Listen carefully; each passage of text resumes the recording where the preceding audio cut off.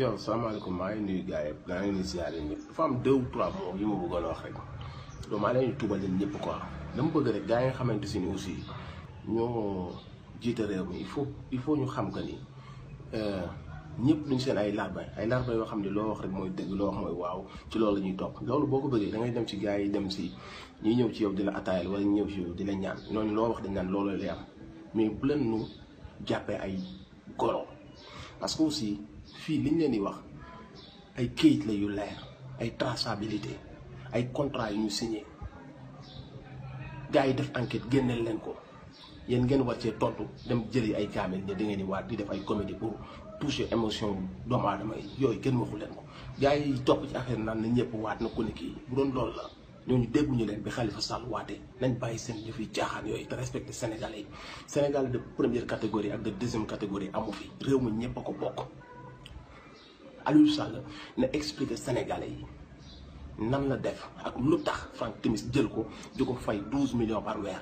faveur boobu lu tax mu defal ko ci loo xam si ni du sax domaine am amu ci benn expérience ñu def ko ci consultant au nom de lan moo tax ñu def ko au nom de lan moo tax ñu signé loo xamante ni IGE li ñu leen di wax ay këyit la IGE di def seen rapport wax ka ni kii il est pas apte ñu joxal ko contrat bi lan moo tax ñu defal ko contrat boobu loolu mooy les vraies questions. ay këyit yu gars yi génnee nga taxaw di waat ci leneen loo xam si ni ça n'a absolument rien à voir ak li ñu lay accusé loolu maanaam dafa mel ne ñu ne la lii ñëpp teg ci seen bët yow nga dem ne leneen ngay wax leneen ñëw di waat ci leneen naan jotuma ko fii kële ne joxuma ko mais kaneen jox na ko kaneen en tout cas décaissement xaalis xam am na ci profit wu benn société.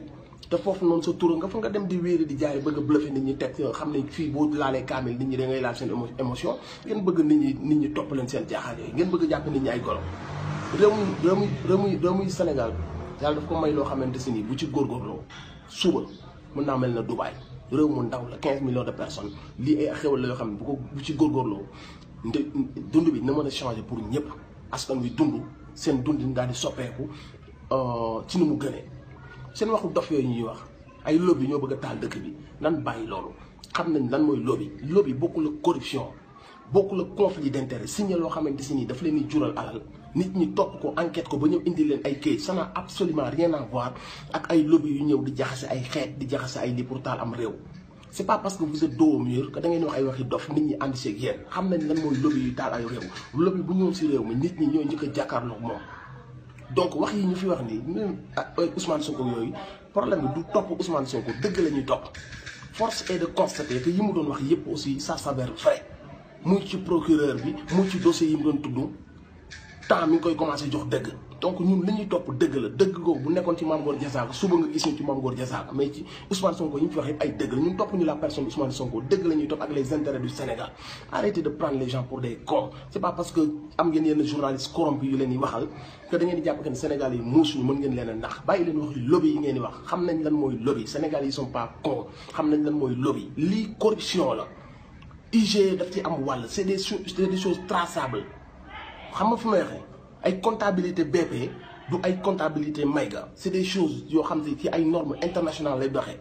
enquête pendant plus de 1 an génne leen ay chiffres génne leen ay témoignages suñu premier ministre Abdoul Mbaye ne dañ koo nëbb contrat bi contenu contrat bi dañ ko nëbb détourné ko ci lu toll ne premier ministre loolu dootul ay problème mu lobby problème mu corruption avérée la bàyyi leen caaxaan yi Sénégal réew mi ñëpp ñoo ko bokk bu fay impôt day jot ñëpp ay fay impôt buñ lay taxe ñëpp la ñuy taxe